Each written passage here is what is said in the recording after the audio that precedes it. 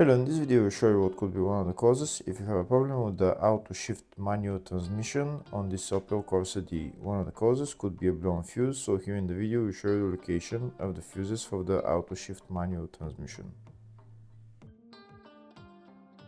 Before I show you the location of the fuses, first I'll show you how to test the fuses, if they're good or bad. I'll show you how to test the fuses using a multimeter and a test light. First, I'll show you how to test the fuses with the test light. For this purpose, we need to turn the ignition on. This is the test light that I'm using. We need to attach the cable of the test light to battery negative or somewhere on chassis ground. Then we're going to start testing the fuses with the test light. On the fuses there is two pins, you can see them right there before the 30 and after the 30. There is two pins where we touch them with the test light, and if both pins light up, that means the fuse is good. If only one pin lights up, that means the fuse is bad. Sometimes none of the pins light up, that means that there is no power going to that fuse. Next I'll show you how to test the fuses with a multimeter. This is what the fuse looks like. You can see that contact in the middle that is connecting to the two pins. This is the contact that shows if the fuse is good or bad. If the contact is burnt, that means the fuse is bad. If it's if it's connected, that means it's good. When we test the fuses, we should measure resistance with the multimeter. So when we turn the multimeter on, we should turn it to 20k ohms. When measuring the fuses, the resistance should be very close to zero. We'll start now testing each fuse. First, we'll touch both cables together of the multimeter just to see if it measures resistance. You can see there is no resistance in the cables, but it measures 0 ohms. Now we'll start measuring the first fuse, and we'll see what will show. It's showing 0 ohms, so that means this fuse is good. Next, to test the second fuse, it's showing 0 ohms, so that means that fuse is good. Now we'll test the third fuse. Third fuse is also showing 0 ohms, so that means that fuse is also good.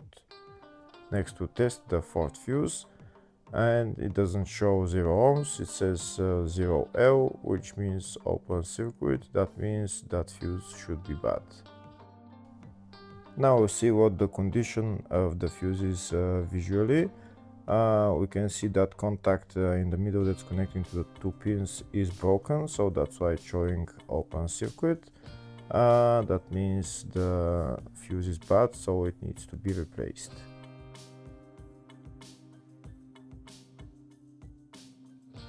Next I'll show you the location of all the fuse boxes on this Opel Corsa D. There is two fuse boxes in the engine bay area.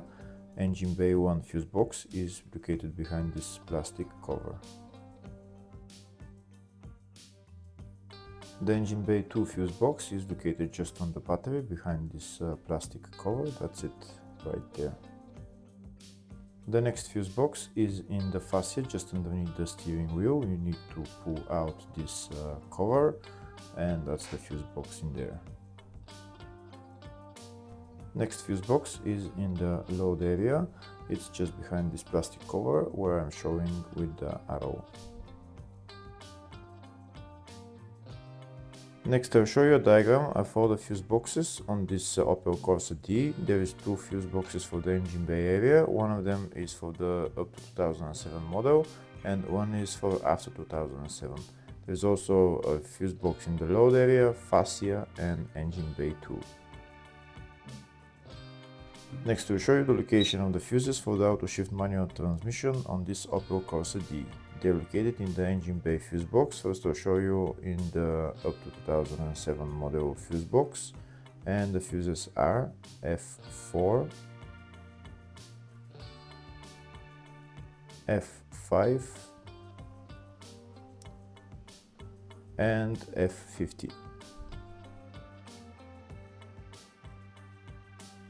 Next I'll show you the location of the fuses in the engine bay fuse box for the after 2007 year.